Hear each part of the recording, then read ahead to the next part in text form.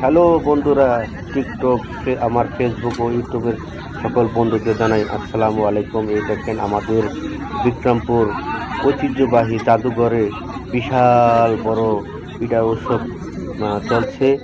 আপনারা যারা এখনো ক্রীড়া উৎসবে অংশগ্রহণ করেন নাই, অতি শীঘ্রই ক্রীড়ার উৎসবে অংশগ্রহণ করেন।